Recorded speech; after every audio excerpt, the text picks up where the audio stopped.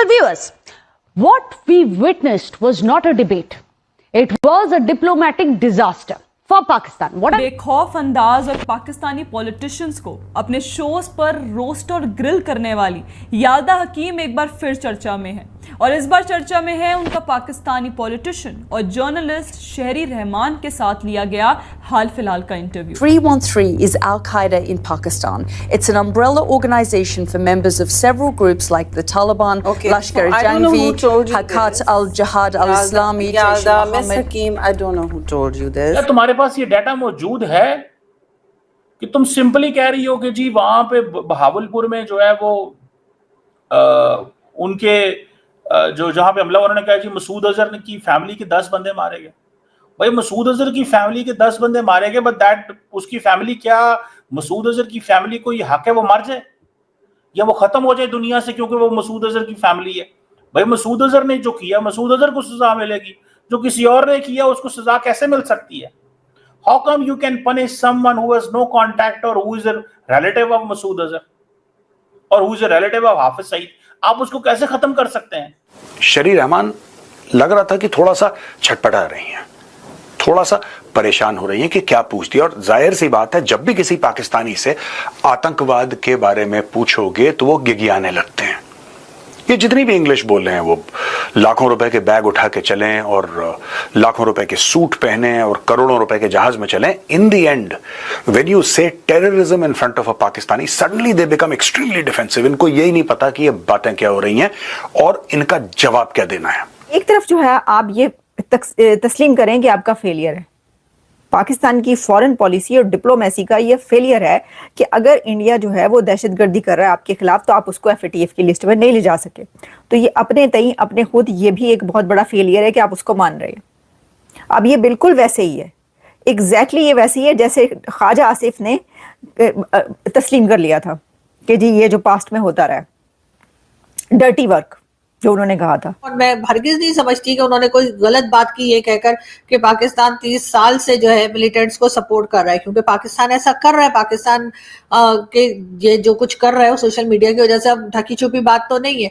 ये और बात है कि अच्छी बात है अगर हमारे पॉलिटिशियंस अब इस गलती को गलती मानने लगे हैं और अब अगर ये बात करने लगे हैं कि हमसे गलती हो गई और हमें नहीं करना चाहिए था, चाहे हमने अमेरिका के दबाव में आके किया, चाहे हमने अपनी मर्जी से किया, जैसे भी किया, लेकिन बहरहाल हमने किया। और चाहे अमेरिका को कह लीजिए, बुरा भला कह लीजिए कि जिसकी वजह से हमने किया, जी हमें उससे पैसा लेना था, हमें ये था वो था या कुछ भी, लेकिन बहरहाल ऐसा हुआ है। अब ये जब पाकिस्तानी बात करते हैं आतंकवाद के बारे में तो कहते हैं कि हाँ हमारा पास्ट नहीं, तुम्हारा प्रेजेंट भी यही है, पहलगाम भी तुमने करवाया इसीलिए तुम्हें मार पड़ी। That state is a terrorist state दोस्तों। पाकिस्तान एक टेररिस्ट स्टेट है जहां पे बच्चा बच्चा टेररिज्म को सपोर्ट करता है। इनके हीरोज हैं उसामा बिन लादेन। अब ये देखिए सब, शहरी रहमान क्या कहती हैं कि I don't know who told you this, am I going to war every time there is an attack in India, are we responsible for what goes on there? Yes ma'am, miss Sherry Rehman, yes, every time there is an attack on India we will go to war with Pakistan. इससे हमें कोई फर्क नहीं पड़ता कि करने वाला कौन है। जो पुलवामा सुसाइड अटैक हुआ था, आदिल अहमद डर वो पाकिस्तानी नहीं था, लेकिन फिर भी हमने बालाकोट करा। आदिल अहमद डर was a local, he was not a Pakistani. लेकिन आप लोग जो रेडिकलाइजेशन भारत के अंदर लेकर आए हैं, आप लोग जो दहशतगर्दी भारत लेकर आए हैं, जो आप ये सारा का सारा आपने अपने औजार, अपने हथियार, अपना असला भारत के अंदर भेजा है, इंटरनेट के थ्रू लोगों को आपने रेडिकलाइज करा है।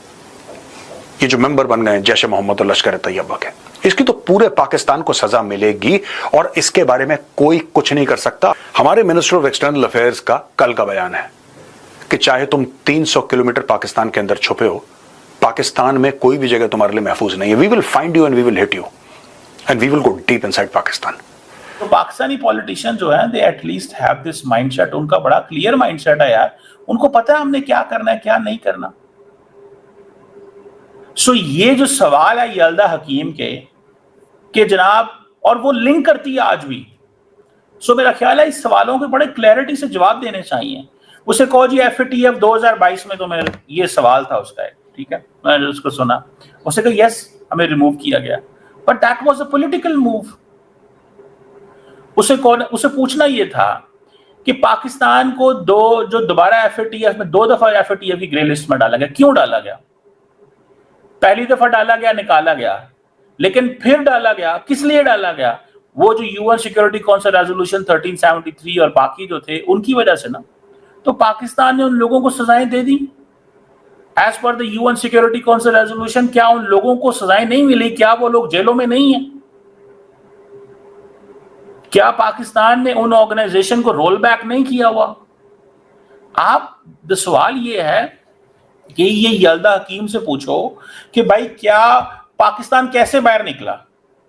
बिकॉज ये ऑर्गेनाइजेशन जो हैं इनको पहले इन्होंने अपने ऑपरेशन बंद किए, फिर ये मौजूद थी, इनके ऊपर UN सिक्योरिटी काउंसिल के कवानीन मौजूद थे, उन कवानीन के मुताबिक इनको सजा दे के फारिग किया गया। जब फारिग किया गया दे वर लेफ्ट अलोन, मतलब खत्म हो गए वो, उनको सजाएं जेलों में डाला हुआ है। और देन फिर उसके पीछे एक पॉलिटिकल एजेंडा भी था कि पाकिस्तान का थोड़ा सा, इंडिया तो कब से कह रहा था कि UN सिक्योरिटी काउंसिल रेजोल्यूशंस के जो हैं इनको आप सजा दें हाफिज सईद लोगों को। तो जब सजा दी गई, जेलों में है, तो क्या इंडिया ने कोशिश नहीं की कि हाफिज सईद को एलिमिनेट कर दें? और क्या यो FATF की ग्रे लिस्ट में डालना, क्या it's not always political game नहीं होती इसमें कि एक वक्त में हाफिज सईद दहशतगर्द है लेकिन आपको लिस्ट में नहीं डाला, लेकिन क्योंकि उस वक्त आपके साथ ताल्लुक है, और फिर जब ताल्लुक खत्म होने जा रहा है या रिलेशनशिप कंप्रोमाइज हो रहा है या रिलेशनशिप में डाउनग्रेडिंग आ रही है, तो आप पाकिस्तान को फिर ग्रे लिस्ट में डाल देते हैं। सो मेरा ख्याल है कि ये जो यल्दा हकीम के सवाल हैं they are not difficult questions. The only thing is कि उसको प्रॉपर्ली जिसे कहते हैं ना डील किया जाए। नमस्कार दोस्तों, स्वागत है आप लोग का ट्रस्ट न्यूज़ के एक और नए वीडियो में। दोस्तों, अफगानी पत्रकार ने पूरी दुनिया के सामने पाकिस्तान की एक बार फिर से पोल खोली है। इससे पहले भी पाकिस्तान के कई जो सेनेटर हैं या फिर कई पाकिस्तानी राजनीतिक नेता हैं उनकी पोल उन्होंने खोल रखी है। दोस्तों, पाकिस्तान जो कि आतंकवाद के नाम पर ये पूरी दुनिया में दिखाने की कोशिश करता है कि उससे ज़्यादा आतंकवाद ग्रसित देश कोई नहीं है, उसकी पोल पूरी दुनिया में एक बार फिर से खुल गई है। दोस्तों, जब ऑपरेशन सिंदूर चल रहा था तो पाकिस्तान पूरी दुनिया में जा के ये बताने की कोशिश कर रहा था कि हमने जो है वो ये हमारी जो है वो इसमें कोई भी चीज़ नहीं है और भारत जो है वो जबरन हमारे ऊपर अटैक कर रहा है। लेकिन पूरी दुनिया में उसके बाद जिस तरीके से उनकी पोल खुली और पूरी दुनिया ने देखा कि कैसे पाकिस्तान डबल मुंह बात करता है। एक तरफ तो वही कहता है कि हम जो है वो आतंकवाद से ग्रसित है, वही दूसरी तरफ वो पूरी दुनिया में आतंकवाद फैलाने की कोशिश करता है। तो कहीं ना कहीं पूरी दुनिया के सामने उसकी पोल एक बार फिर से खुलने लगी है और पूरी दुनिया ने धीरे धीरे करके ये जानना स्टार्ट कर दिया कि पाकिस्तान एक आतंकवादी देश है और पाकिस्तान की बातों पे भरोसा बिल्कुल भी नहीं किया जा सकता। क्योंकि जब पाकिस्तान FATF के ग्रे लिस्ट में था तब पाकिस्तान को इस बात का डर था कि वो ब्लैक लिस्ट में ना चला जाए और इसीलिए उसने FATF से जो है बाहर निकलने के लिए उस समय उसने अमेरिका और पूरी दुनिया से झूठ बोलने की उसकी और ये दिखाने की कोशिश की कि उसके यहाँ खुद अटैक हो रहा है। लेकिन अब जब वो ग्रे लिस्ट से बाहर निकल गया है तब पाकिस्तान एक बार फिर से आतंकवाद खास करके भारत में बढ़ाने की पूरी कोशिश कर रहा है।